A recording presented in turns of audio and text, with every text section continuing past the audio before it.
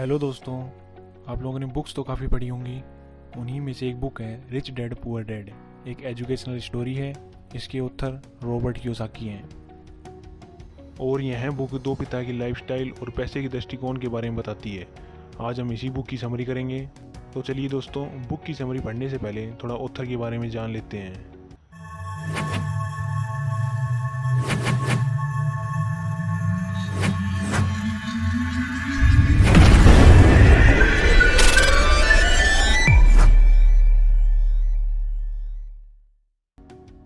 Robert Kiyosaki का जन्म अप्रैल 1947 को आइलो हवाई में हुआ था, जो एक author, motivational speaker, American investor और साथ ही रिच ग्लोबल एलएलसी के संस्थापक हैं।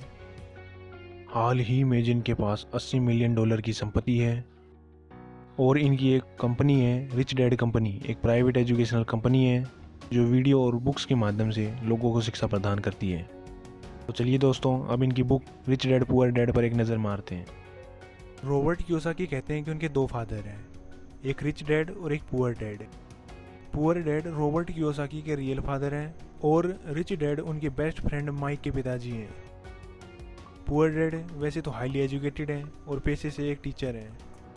उन्होंने अच्छा तो कमाया लेकिन फाइनेंशियली संघर्ष किया। और दूसरी तरफ रिच डैड पेशे से एक छोटे व्यवसाय के मालिक हैं, जिन्होंने अपनी पढ़ाई भी पूरी नहीं की थी, लेकिन उन्हें पैसे की ताकत और इसे कैसे बनाया जाए ये समझा।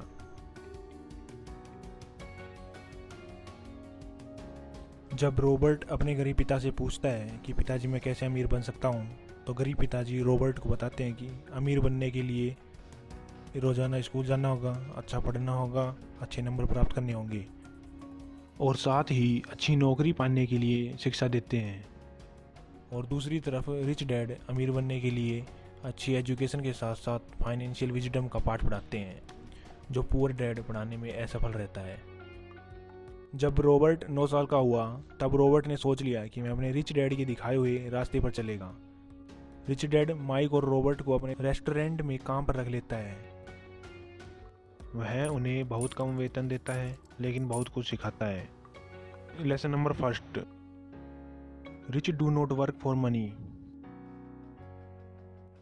रिच डैड रॉबर्ट को बताता है कि गरीब लोग पैसे के लिए काम करते हैं और अमीर लोग उनके लिए पैसा काम करता है, क्योंकि लोगों के जीवन को हमेशा दो भावनाओं से नियंत्रित किया जाता है। First is fear and second is greed. Fear, जब व्यक्ति के पास पर्याप्त धन नहीं होता है तब उसके सामने पैसे का डर आता है, तो वह पैसे के लिए काम करता है ताकि मैं अपने खर्चों को कवर कर सके। और ग्रीड, जब लोग पैसा कमाते हैं तो एक इच्छा सेट हो जाती है, तो हम उन सभी चीज़ों के बारे में सोचने लगते हैं जो पैसे से खरीद सके, और इससे वे अपने साइकिल को जारी रखते हैं और इसे लेखक रैट रेस कहता है। Lesson second, saving.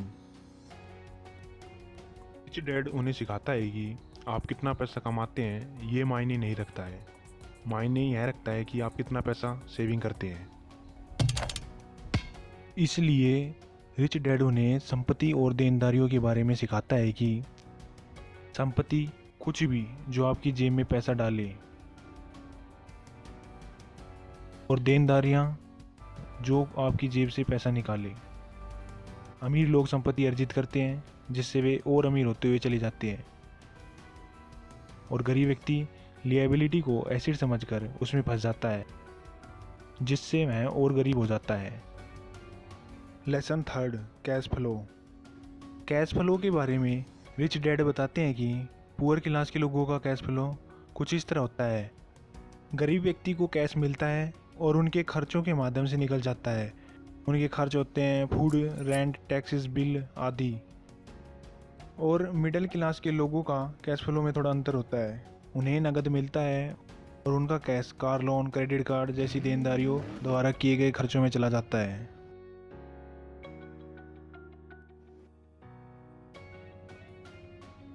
Rich person का कैश फ्लो कुछ इस तरह होता है कि एक अमीर व्यक्ति अपनी संपत्ति से आय बनाता है। उसकी संपत्ति share market, bond, real estate, stock आदि होती हैं, और उसकी संपत्ति की आय उसके खर्चों से अधिक होती है। Lesson 4 luxury item. और साथ ही रिच डैड यह भी बताते हैं कि रिच पर्सन लग्जरी की चीज़ें खरीदते हैं, लेकिन वे पहले अपनी संपत्ति का निर्माण करते हैं और फिर उन संपत्तियों से लग्जरी की चीज़ें खरीदते हैं। लेकिन पुअर पर्सन लग्जरी चीज़ें पहले खरीदता है और वे थोड़े दिन अमीर दिखते हैं, लेकिन बाद में वे लिएबिलिटी में फंस जाते हैं। Lesson 5 lifestyle. रिच पर्सन अपनी लाइफस्टाइल के बारे में सोचता है कि वह और बेहतर कैसे करे, लेकिन पुअर पीपल लगातार वही काम करता है जिसे वे रोजाना करते हैं। उठो और काम पे जाओ, उठो कमाओ, ये एक पैटर्न में फंस जाते हैं। अब आते हैं कंक्लूजन पर, जो हर बुक के लास्ट में निकलता है। अपने आप को एजुकेट करें और साथ ही फाइनेंशियली नॉलेज को भी बढ़ाएं।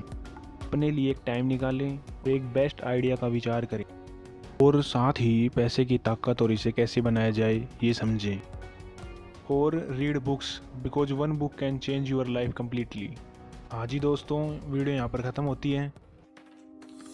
अगर वीडियो अच्छी लगी तो वीडियो को लाइक करें, शेयर करें और कमेंट करके बताएं कि आपको कौन सा पार्ट अच्छा लगा और आपने इस बुक से क्या सीखा।